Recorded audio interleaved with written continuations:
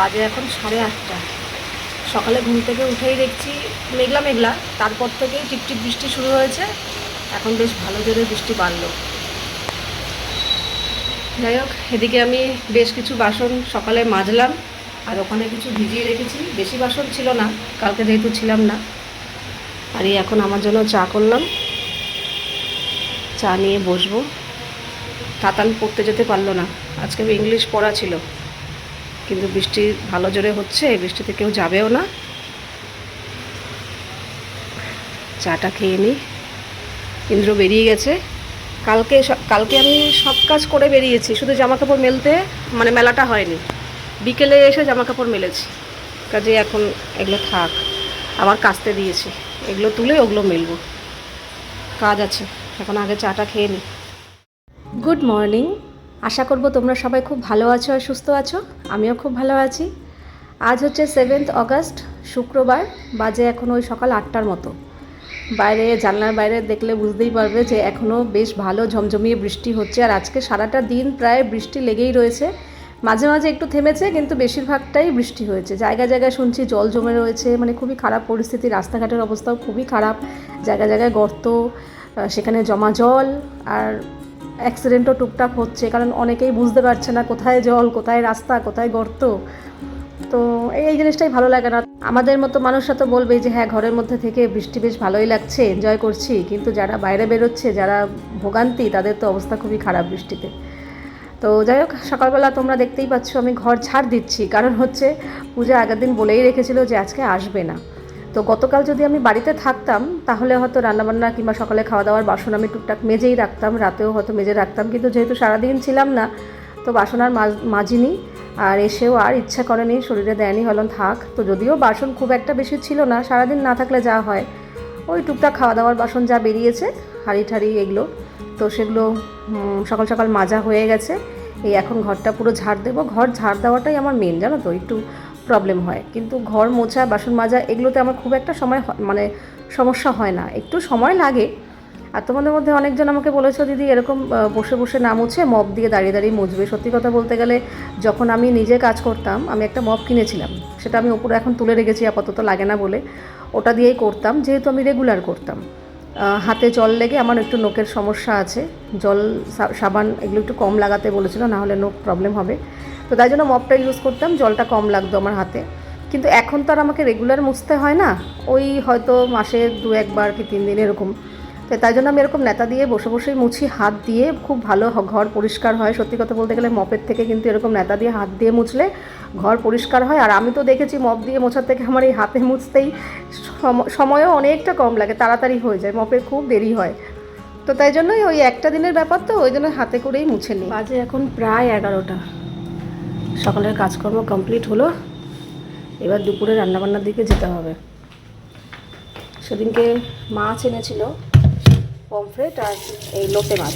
তো পমফ্রেট মাছ তো করা হয়ে গেছিলো, লোটে মাছটা হয়নি। আমি একবারে ধুয়ে রেখে দিয়েছিলাম।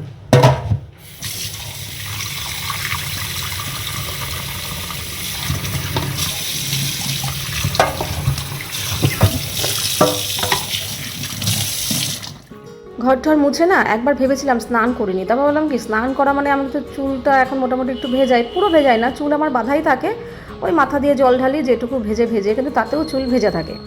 এবার কি হয়, সমস্ত রান্না বান্না কাজ বাজ সেরে স্নান করলে কি হয়, খানিকক্ষণ আমার চুলটা বাঁধা থাকে, তারপরে খাওয়া দাওয়ার পরে চুল ছেড়ে রাখি।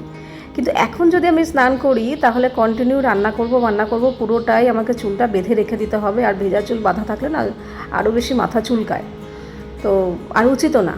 তো তাই জন্য আর আমি চুল ছেড়ে থাকতেই পারি না। শীতকালে তবু যেমন তেমন একটু হয়তো থাকলাম কষ্ট করে, শীতকালে, কিন্তু এই গরমে, ব্যবসায়ী গরমের মধ্যে চুল ছেড়ে রান্না করা ভাবতেই পারি না। তাই জন্য স্নান করতে গিয়েও করলাম না, ভাবলাম না গা ধুয়ে জামা কাপড় চেঞ্জ করে এলাম, ঘর ঝাড় দিয়েছি, ঘর মুছেছি, বাসন মেজেছি, তো তারপরে এই রান্নাবান্নায় ঢুকেছি। তার আগে একটু এই জামা কাপড় বলতে বিছানার চাদর কেচে দিয়েছিলাম, তো সেগুলো একটু মেলে দিলাম। এখানে কুমড়ো আর আলু ধুয়ে নুন হলুদ মাখিয়ে রেখেছি, এটা ভাজা হবে। এখানে পেঁয়াজ রেডি রেখেছি, পেঁয়াজ কুচাবো। আর এখানে রসুন আর কাঁচা লঙ্কা, এটা বাটবো। আর এখানে পাতানোর জন্য 2টো মৌসুম্বির জুস করলাম। মৌসুমি দুটো একদম ছোট্ট ছোট্ট, কিন্তু রস বেশ ভালো।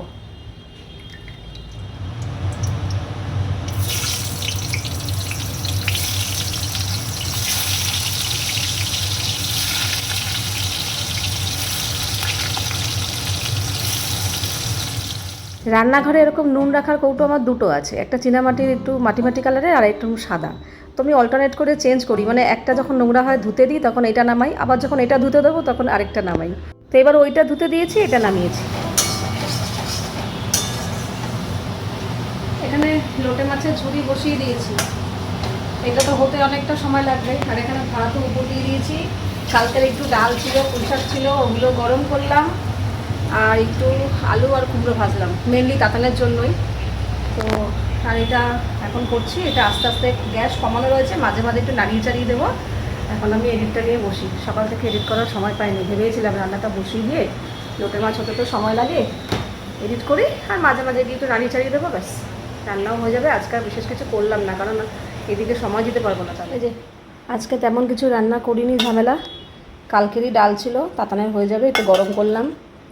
কালকের একটু পুঁই শাকের চচ্চড়িও ছিল, ওটাও গরম করলাম। আর তার সাথে আজকে একটু কুমড়ো আর আলু ভাজলাম এরকম বড় বড় করে। আর আমাদের জন্য হচ্ছে লোটে মাছের ঝুড়ি, ব্যাস এই আজকে রান্না। রান্না করতে করতে তো ভিডিও এডিট করতে বসেছিলাম, তারপরে ইন্দ্র এলো, ওকে মাঝখানে উঠে আবার খেতে দিলাম। তখনও গ্যাস ট্যাস কিছুই মুছিনি, ভেবেছি থাক এই কাজগুলো পরে করলেও হবে, কিন্তু আগের কাজটা আমি আগে করে নিই। এডিট করে আপলোডে বসিয়ে দিয়ে ওদিকে ইন্দ্রকেও খেতে দিয়েছিলাম, ও খেয়ে দিয়ে বেরিয়ে গেছে। আর তারপরে এই এখন আমি গ্যাসের জায়গাটা ভালো করে মুছলাম, পরিষ্কার করলাম, এরপরে যাব স্নান করতে। রান্নাঘর ঠান্নাঘর সব পরিষ্কার করলাম। আর আমাদের এই মেয়েটাও খাচ্ছে না, কখন থেকে বলছে তুই খেয়ে নে খেয়ে নে, খাচ্ছে না। আমার সাথে খাবে। আমি এখন স্নান করতে যাবো। সকালবেলা তো এগুলো মেলে দিয়েছিলাম, তখন তো বেশ ভালো বৃষ্টি পড়ছিল, ভাবছিলাম হায় রে কী হবে, আবার কাঁচা হয়ে গেছে, মেশিনে পড়ে রয়েছে, ওগুলো মেলতে হবে। কিন্তু দেখলাম না, একটুখানির জন্য বৃষ্টিটা বন্ধ হয়ে গিয়ে একটু হালকা তাপ লাগছে, তাপ, এই তাপেই জামাকাপড় বেশ খানিকটা শুকোবে। এগুলো শুকিয়ে গেলে এগুলো তুলে ওই জামাকাপড়গুলো, রোজের জামাকাপড়গুলো মেলবো। চলো এখন যাবো। এই এই টুকটুক টুকটুক করে খেয়ে ও খিদেটা নষ্ট করবে। আরে একটু খাবো বলে এরকম করো কেন? ওই যে দেখেছো। যাক চলো স্নানটা করে আসি, তারপর খাওয়া দাওয়া হবে। হয়ে গেল স্নান। মাঝখানে না কদিন স্নান করে এসে ফেস ওয়াশ দিয়ে মুখ দিত, স্নান করার সময় এসে না মুখে কিচ্ছু মাখতাম না, আলস্য লাগতো, ভালোও লাগতো না, না মাখবো না। কিন্তু দেখছি না স্কিনটা কেমন একটু মানে কেমন রুখো রুখো লাগছে, যদিও শীতকাল না, তা সত্ত্বেও এমনিই আমার একটু স্কিনটা ড্রাই, তার মধ্যে কিছু না মাখলে আরও বেশি ড্রাই হয়ে যায়, ভালো লাগে না। শীতকালে তো থাকতেই পারি না, কিন্তু যেহেতু গরমকাল কদিন কিচ্ছু মাখিনি, একদম কিচ্ছু না, শুধু কোথাও গেলে একটু কম্প্যাক্ট আমি ইউজ করেছি ব্যাস। কিন্তু এখন মনে হচ্ছে না কিছু একটু মাখতে হবে, নাহলে স্কিনটা কেমন যেন হয়ে যাচ্ছে, কম্প্যাক্ট যে দিচ্ছি সেটাও ঠিকমতো বসছে না। তো তাই জন্য এখন আবার শুরু করেছি, কিছুই না, ওই ফেস ওয়াশ দিয়ে স্নান করে এসে আমি ওই প্রথমে সিরামটা মাখি, মেখে চুলটা আঁচড়াই, তারপরে ওই ময়শ্চারাইজার যেটা আছে ওটা অ্যাপ্লাই করি, এতে স্কিনটা একটু ভালো থাকে। কারণ আমি আগে মেকআপ টেকআপ করতাম, এখন তো কোথাও গেলে কোনো মেকআপ টেকআপ কিচ্ছু করি না, শুধু কম্প্যাক্ট ইউজ করি, ওতেই হয়ে যায়। কিন্তু কম্প্যাক্টও যদি না বসে স্কিনের মধ্যে ঠিকঠাক, তাহলে কেমন লাগে। তো তাই জন্য আবার এই যত্নটা শুরু করেছি, একটু সিরাম দিই স্কিনে আর একটু ময়শ্চারাইজার দিই, ব্যাস। তারপর তো এই তো এখন সিঁদুর টুদুর দেবো, তারপরে খাওয়া দাওয়া করবো। খাওয়া দাওয়া সেরে এখানে শশা নিয়ে বসেছি, আর এখানে সিনেমা চালিয়েছি দ্য ডিপ্লোম্যাট, তোমাদেরই কমেন্ট অনুযায়ী। এখনও অবধি বেশ ভালোই লাগছে। বাইরে বৃষ্টিটা অনেক একটু ধরেছে, এখন আর হচ্ছে না। আরেকজন শুয়ে রয়েছে, সব আপডেট দিয়ে দিলাম। এই ওঠ, শশা খাবি ওঠ। আমি খাবো না। একটা একটা একটা একটা তো তুমি খাও একটা চামচ। যাচ্ছে কম্পিউটার ক্লাসে, তো 1 কাপ দুধের মধ্যে 1 চামচ আমন্ডের গুঁড়ো মিশিয়ে দিলাম। এটা খেয়ে না, গরম করছে, ঠান্ডা হয়ে যাবে তো। তার মধ্যে উষ্ণ গরম, অনেক গরম, অনেক গরম। উষ্ণ গরম, তুই মুখে দিয়ে দেখ দেখ। হ্যাঁ, তাতান কম্পিউটার ক্লাসে চলে যাওয়ার পর আমি একটুও বসিনি, ঘর তোর একটুখানি গুছিয়ে, মানে বিছানা টিছানাগুলো লন্ডভন্ড হয়ে থাকে, আমরা সারাক্ষণ বসেছিলাম, দুপুরে একটু শুয়েছিলাম ঠিকঠাক করে। আর এদিকে আমি রান্নাঘরে চলে এসেছি, আজকে ইচ্ছা আছে ইন্দ্রকে একটু সারপ্রাইজ দেবো। ও 2 দিন ধরে মালপোয়া করছিল, না ঘরে করার কথা বলেনি, মানে দোকান থেকে কিনে খাওয়ার কথা বলছিল। তাহলে কি আমি একটু ঘরেই করে দেখি না, একটু চেষ্টা করি, যদি মানে ওর ভালো লাগে আর কি, চমকে দেবো হঠাৎ করে, এটাই প্ল্যান। তো ও জানেও না। তো এখানে একটু 1 কাপ ময়দা, 1/2 কাপ সুজি, আর একটু মৌরি, আর অল্প একটু চিনি তো দিয়ে এই ব্যাটারটা একটু ভালো করে গুলিয়ে রেখে দেবো দুধ দিয়ে, অল্প অল্প করে দুধ দিয়ে গুলছি, একবারে বেশি দিলে লাম্পস পেকে যাবে, অল্প অল্প করে দিচ্ছি, এতে ভালো থাকবে। আর একটু ভালো করে এটা দিয়ে একটু ফেটিয়ে নেব, নিয়ে রেখে দেবো, কারণ সুজি তো ঘন হয়ে গেলে আবার জল টেনে নেয়, তো পরে আবার দেখে সেই বুঝে আরেকটু যদি লাগে দেবো। কিছু ততক্ষণে তোমাদের সাথে কিছু বিউটি প্রোডাক্ট শেয়ার করি, যেগুলো আমি আনিয়েছি, যেগুলো আমার নিত্য প্রয়োজনীয়, সবসময় যেন লাগে। তো তার মধ্যে থেকে এই হচ্ছে একটা আমার নিত্য প্রয়োজনীয় জিনিস, Dove hair fall rescue shampoo. আমি এর আগে অনেক শ্যাম্পু অ্যাপ্লাই করেছি, কিন্তু এই শ্যাম্পুটা করার পর থেকে আমি আর কোনো শ্যাম্পুতে আমি নিজেকে সুইচ করিনি। এই শ্যাম্পুটাতেই এখনও অবধি আমি রয়েছি কন্টিনিউ। তো আমি তাতার ইন্দ্র তিনজনই মিলেই আমরা এই শ্যাম্পুটা ইউজ করে, যেন আমি একটা বড়ো প্যাক নিয়ে আসি, ঠিক আছে, তার জন্য বড়ো বোতলই নিয়ে আসি, সুবিধা হয় আমার। ডাভ শ্যাম্পুটা ইউজ করার পর থেকে সত্যি আমি এর ফ্যান হয়ে গেছি। কী বলবো, চুল পড়া তো অনেকটাই পরিমাণে কমে, আর তারপরে হচ্ছে চুলটা খুব শাইন দেয় আর খুব স্মুথ থাকে কিন্তু শ্যাম্পু করার পর। আমার ভীষণ ভালো লাগে এই ডাভ শ্যাম্পুটা ইউজ করতে। তো এই যে এই একটা বড় বোতল নিয়ে এসেছি ডাভ শ্যাম্পুর, আর এই ডাভ শ্যাম্পুর সাথে যদি ডাবেরই এই হেয়ার ফল রেস্কিউ কন্ডিশনারটা অ্যাপ্লাই করা যায় তাহলে আরও রেজাল্ট ভালো হয়, ঠিক আছে। এই যে শ্যাম্পুর সাথে এই কন্ডিশনারটা, হেয়ার ফল রেস্কিউ কন্ডিশনার, ঠিক আছে, এই দুটো একসাথে আমি ইউজ করি। আর একটা আমি ইন্দ্রবাবুর জন্য এই ডেনভার, এটার ফ্রেগরেন্সটা এত সুন্দর। এই ডেনভারের 3টে পাওয়া যায়, তো তার মধ্যে এই সবুজ রঙেরটা এইটাই বেশি সুন্দর, মানে বেশি ভালো লাগে গন্ধটা, অনেকক্ষণ পর্যন্ত থাকে। এইটাই বরাবর এটা আমি ইউজ করে। আর একটা হচ্ছে নিভিয়ার এই সফট ময়শ্চারাইজার ক্রিম, যেই ময়শ্চারাইজার ক্রিমটা আমি 12 মাস ইউজ করি, শীত গ্রীষ্ম বর্ষা 12 মাস। শীতে একটু পরিমাণে বেশি লাগে আর অন্য সময় পরিমাণে একটু কম লাগে। তো এই ময়শ্চারাইজারটা আমার ভীষণ ভালো লাগে, খুব সুন্দর, স্কিনের মধ্যে অ্যাবজর্ব হয়ে যায় আর স্কিনটাও খুব ভালো ময়শ্চারাইজ থাকে, ঠিক আছে। এই জন্য বড়ো কৌটো নিয়ে আসি, বড়ো ডাব্বা, যাতে অনেক দিন পর্যন্ত যায় নিভিয়ার এই ময়শ্চারাইজার ক্রিম, ঠিক আছে। ফেস ওয়াশ দিয়ে মুখ ধুয়ে, নর্মাল মুখ ধুয়ে সবসময় আমি এই ময়শ্চারাইজার ক্রিমটা ইউজ করি। আরেকটা এনেছি হচ্ছে রিনির এই আইব্রো ফিল আর কি। আমি আইব্রো সবসময় ব্ল্যাক দিয়ে করি না, ব্ল্যাক করলে না পুরো প্রমিনেন্ট বোঝা যায় যে হ্যাঁ আমি আইব্রো এঁকেছি। সবসময় ব্রাউন কালারটা ইউজ করি, তাহলে কী হয় বোঝা যায় না, একদম ন্যাচারাল লাগে, প্রমিনেন্ট লাগে না, অথচ ন্যাচারাল লাগে, অথচ দেখতে সুন্দর লাগে। তো এইবার আমি এনেছি এই রিনির আইব্রো পেন্সিল। এই দেখো সামনের মুখটা দেখো এতটা সুন্দর, যেটা দিয়ে আইব্রো করতে খুব সুবিধা হয়। এই যে আশা করি বুঝতে পারছো, ঠিক আছে। এই যে এটা দিয়ে আইব্রোটা সেট করতে খুব সুন্দর সুবিধা হয়, আর পুরো ন্যাচারাল লাগে এইটা দিয়ে করতে, এরকম ব্রাউন কালার দিয়ে করতে আইব্রো, ঠিক আছে। রিনির এই আইব্রো পেন্সিল ব্রাউন কালারের, অবশ্যই এই আমার কথা মতো একবার তোমরা এই ব্রাউন কালারের পেন্সিল দিয়ে আইব্রো করে দেখো, তোমরা নিজেরাই এরপরে আর কোনোদিন ব্ল্যাক ইউজ করবে না আইব্রোতে। ব্ল্যাক আমার একদম ভালো লাগে না, একদম কালো কুচকুচে হয়ে যায়, দেখতে খুবই বাজে লাগে। হ্যাঁ, এমনি যখন হেভি মেকআপ করতে হয়, যেমন নাচের জন্য, বিয়ে বাড়ি, তখন ঠিক আছে, নর্মাল এদিক ওদিক বেরোনোর জন্য ব্রাউন কালার ঠিক আছে, কিন্তু আমি কখনোই ব্ল্যাক ইউজ করি না, সবসময় জন্য ব্রাউন কালার। আরেকটা হচ্ছে জোভিজের হার্বাল এই সিঁদুর। এই হার্বাল সিঁদুরটা বেশ ভালো, কোনো রকম ইচিং হয় না। আমার সিঁদুর পরলেই না এই সামনেটা প্রচণ্ড চুলকায় পুরো চুলে উঠে যায়, কিন্তু এই হার্বাল সিঁদুরটা ইউজ করার পর থেকে বেশ ভালো আছি, চুলকায় না, কালারটাও সুন্দর, সবসময় রেড কালারই আমি ইউজ করি, মেরুনটা ভালো লাগে না। আর হচ্ছে গরমকালে একটা সমস্যা হয় না, লিকুইড সিঁদুর পরলে যে গরমে ঘামের সাথে মানে বেয়ে পড়ে, এই সমস্যাটা আমার হয়েছিল, কিন্তু এই সিঁদুরটা একদমই বেয়ে পড়ে না গরমকালেও বেয়ে পড়ে না, চুলকানিও হয় না। আর কালারটা তো এই তো লিকুইড সিঁদুর, জোভিজের হার্বাল লিকুইড সিঁদুর, ঠিক আছে। তো এই কটা জিনিস আমি এনেছি, আর প্রত্যেকটা জিনিস কিন্তু আমি এনেছি অ্যামাজন থেকে, কারণ অ্যামাজনে শুরু হয়ে গেছে 7 তারিখ থেকে Amazon great freedom festival sale, যেখানে তোমরা ফ্যাশন আর বিউটি প্রোডাক্টের উপর পেয়ে যাবে আপ টু 70% পর্যন্ত অফ। সময় কিন্তু খুবই সীমিত, দেরি করো না, গিয়ে চেক করো। আর আমি যে প্রোডাক্টগুলো নিয়েছি এগুলো যদি নিতে চাও তাহলে আমার ডিসক্রিপশন বক্সে লিঙ্ক দেওয়া থাকবে, গিয়ে চেক করতে পারো।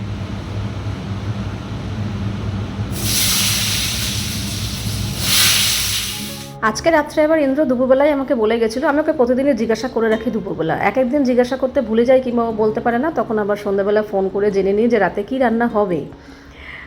তো দুপুরবেলায় জিজ্ঞাসা করেছিলাম, তো বলেছিল যে লুচি তরকারি করো। প্রথমে হয়েছিল লুচি আলুর দম, তারপর আমার নিজে বলো না থাক লুচি আর প্লেন আলুর তরকারি করো। তো এই জন্য তরকারিটা হয়ে গেল আগে, আর ভেবেছিলাম ময়দাটা মেখে রেখে দেবো, ইন্দ্র আসলে গরম গরম লুচি ভাজবো। কিন্তু এদিকে আবার তাতান কম্পিউটার ক্লাস থেকে চলে এসে বলছে আমার খিদে পেয়ে গেছে, আমাকে খেতে দিয়ে দাও। তো তাই জন্য ওর জন্য 4-5টা লুচি ভাজছি, ওকে দিয়ে দেবো খেতে। আর তারপরে ভাবছি মালপোয়াগুলো ভাজবো, কারণ ইন্দ্র এখনও আসেনি, আর মালপোয়া তো ঠান্ডাই খায়, মালপোয়াগুলো ভেজে রেখে দেবো, তারপর ও যখন আসবে আমার আর ওর জন্য গরম গরম লুচি ভাজবো। তো তাই জন্য তাতানকে দিয়ে দিয়েছি খেতে, ও খাচ্ছে, আর এদিকে মালপোয়াগুলো এক এক করে ভেজে নিচ্ছি। মালপোয়া দিতে গেলে, মালপোয়া বলো পিঠে বলো, যে কোনো এইসব জিনিস করতে গেলে না প্রথমবার একটু ভয় লাগে যে উঠবে তো ঠিকঠাক। মালপোয়া আমি নিজে করতে গিয়ে এমনও হয়েছে আমার, যে মালপোয়া এরকম কড়াইতে তেলের মধ্যে দিয়েছি, কড়াইয়ের মধ্যে লেগে রয়েছে, কিছুতেই উঠছে না, উঠতে গিয়ে ভেঙে চড়ে ছিঁড়ে ফেটে একাকার কাণ্ড। তো সেই ভয়টা লাগছিল, দেখলাম না খুব সুন্দরভাবে উঠে যাচ্ছিল, আর দেওয়ার সঙ্গে সঙ্গে বেশ ভালো ফুলে উঠেছে। তো এটাই যদি একটু গরম শিরায় চোবানো যেত না আরও বেশি ভালো লাগতো, কিন্তু ইন্দ্র পছন্দ করে না বলে আর শিরায় চোবালাম না। মালপোয়া যে করেছি আমি তার থেকে একটা খেয়ে দেখেছি, তারপরে এই যে এখানে ধরাই রয়েছে, এগুলোকে দেইও নি, শুধু বলেছি। ও আমাকে বলেছে ঠিক আছে কালকে দিয়ে দিও আমাকে, কিন্তু দেবো না, কারণ আমি একটা খেয়ে দেখলাম এখন একদমই মিষ্টি হয়নি, মিষ্টি মানে অনেকটাই কম হয়েছে। এটা যদি শিরাতে চোবানো হতো তাহলে মিষ্টিটা অ্যাডজাস্ট হয়ে যেত শিরার মধ্যে চুবলে, কিন্তু ইন্দ্র না শিরার চোবাটা খুব একটা পছন্দ করছে না, মানে শুকনো মালপোয়াটাই খেতে চাইছিল আর কি, তাই জন্য আর শিরাতে চোবাইনি, শিরাতে চোবালে মিষ্টি হয়ে যেত। এবার শুকনো তো মিষ্টিটা আরেকটু হলে ভালো হতো, বুঝতে পারিনি, দিলাম তো বেশ 5-6 চামচ চিনি দিলাম, কিন্তু ওতে হয়নি, আরেকটু মিষ্টি লাগতো।